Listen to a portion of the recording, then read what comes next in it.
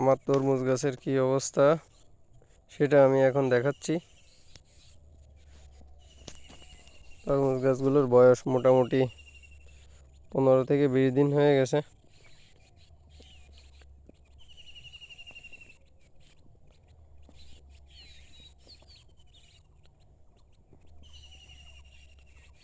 প্রথম একবার সার প্রয়োগ করেছি, তাও পানির সাথে গুলে।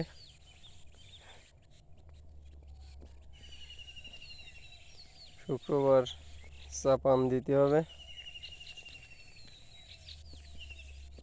চাপানে সার প্রয়োগ করব ড্যাপ, পটাশ, ইউরিয়া আর থিওবিট দিব।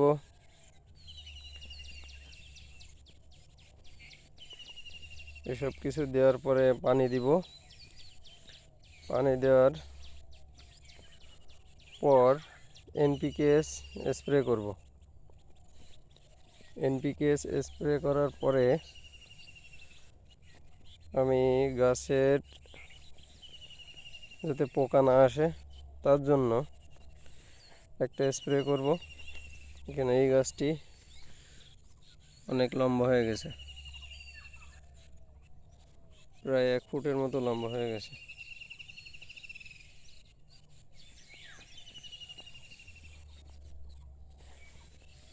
আমার এইখানে গাছগুলো মাকড়ে ধরেছিল, লাল মাকড়ের জন্য আমি ব্যবহার করেছি সাকসেস প্রয়োগ করার পরে মোটামুটি লাল মাকড়গুলো চলে গেছে। এখন গাছগুলো মোটামুটি সুস্থ।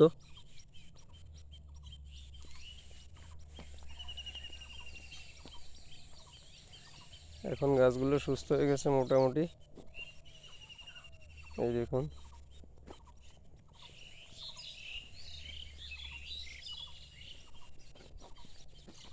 তাহলে আশা করা যাচ্ছে আগামী 1 সপ্তাহ